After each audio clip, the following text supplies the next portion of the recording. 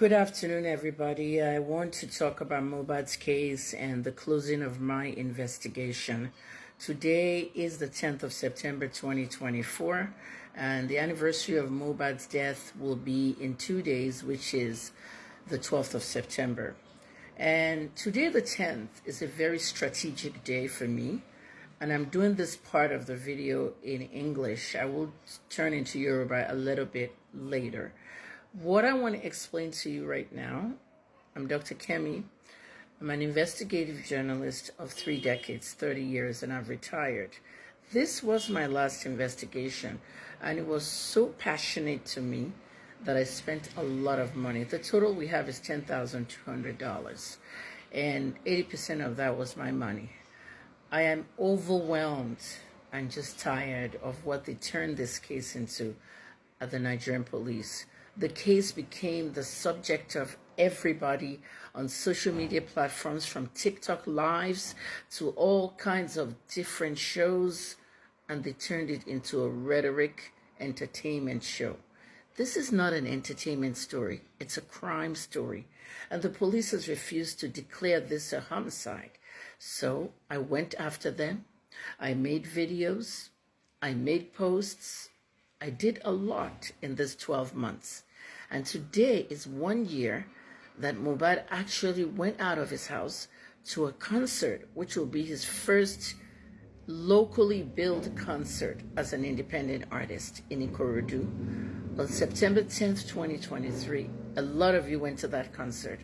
Cubana Chief Priest and Soso Berekon.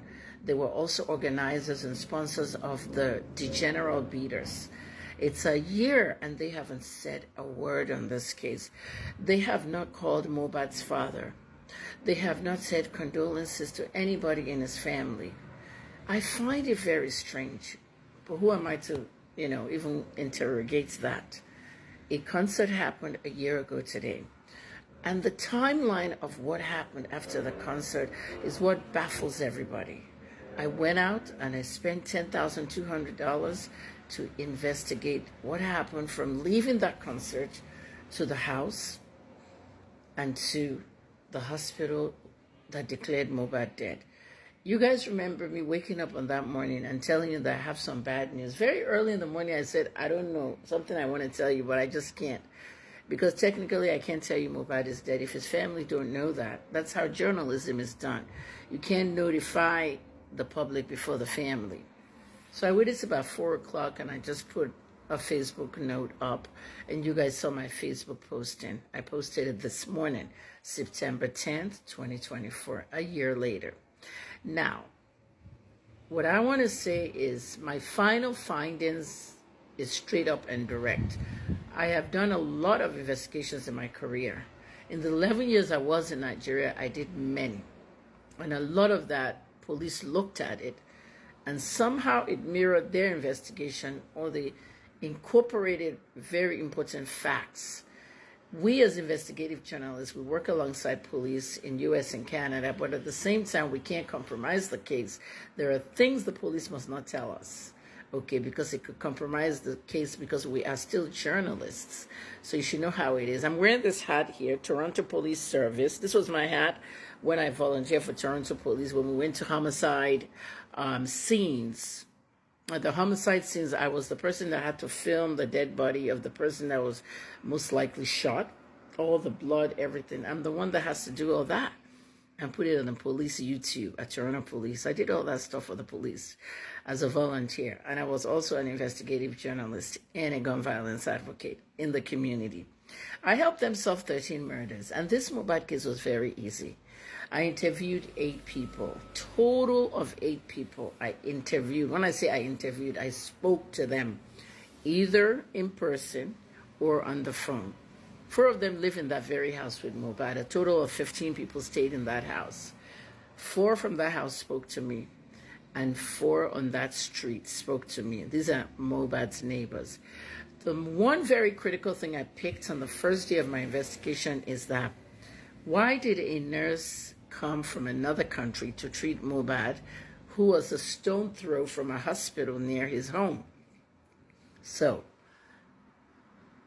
there was a fight in the house, And the fight started in the car after the concert. After Mohbad, who was visibly impaired, tipsy, drunk, high, had that fist accident when he and Prime Boy, were arguing, and Prime Boy was trying to protect him from being harmed when they were leaving. Mohbad came out, opened the door, and then punched the car by mistake. After that hand injury, the main thing is to go to the hospital to make sure you don't get an infection. But the fight continued in the car. Prime Boy did not go to the house with them, and the fight spilled over. Argument was mostly about a child's paternity and a Canadian visa. The driver of the car, Felix, heard the conversations, and that's why Felix is testifying tomorrow, September 11th, at the inquest. What he has to say tomorrow will be critical. I've closed my case today, but I will be watching as an ordinary citizen. I'm not going to be filing any more reports. What you need to know is by the time they came out and the argument went inside, the fight really got physical. Wunmi and Mohbad had a toxic relationship. They always attacked each other physically. They always beat each other up. Wunmi beat Mohbad, Mohbad beat Wunmi. The fight on the Third Mainland Bridge had the driver stop. From what I hear, Spending was the driver of that car. I'm not sure. But whoever the driver was stopped. I don't know exactly which one of them was driving that car. But Wunmi came out, dropped Liam on the ground on Third Mainland Bridge.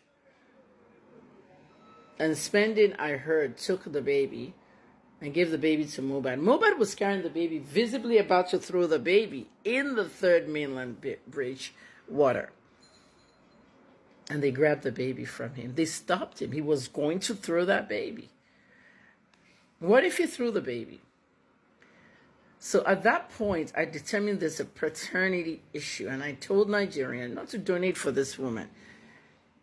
And she should get a DNA for that test, because that child may not be Mohbad's child.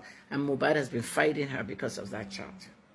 At that point, Iyabo Ojo came in and started to distract me by posting videos of me after prison, crying for money for my, PTSD help. I don't know. She thought maybe I'll be embarrassed. Iyabo thinks some little things will embarrass you and you'll stop talking. This woman was a porn star. Iyabo was having sex on camera in the Benin Republic before she came to Nollywood. That was her way to start films. She was fucking men on camera. And at the end of the day, she thinks she can put videos of VDM masturbating, Kemi, you know you're crying, and we will shut up and won't talk again. That's when we started talking. You cannot stop us from finding the truth, Iyabo. And at the end of the day, in my investigation, if I fast forward, Iyabo was actually in Mohbad's house the very night he was killed. That's why she has a lot of information, like telling you, she misfires a lot. She told you that Mohbad died in the house. How did she know? She was there. Remember what she said down the line? I will send you back to prison. That's when I said, wait, hold on. Did you send me to prison? No, she didn't, but she kept me there.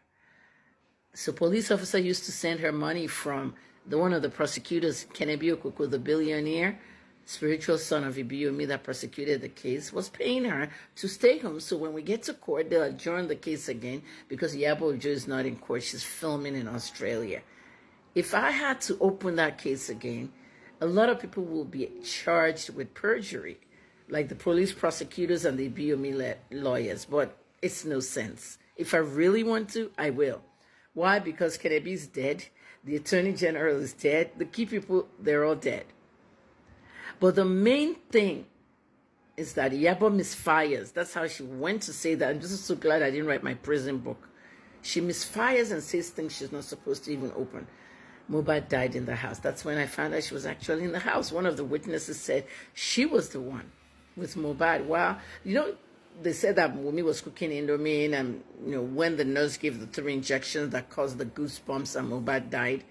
No, it was the other way around. It was Yabo in the kitchen. Wumi was next to the nurse. So Wumi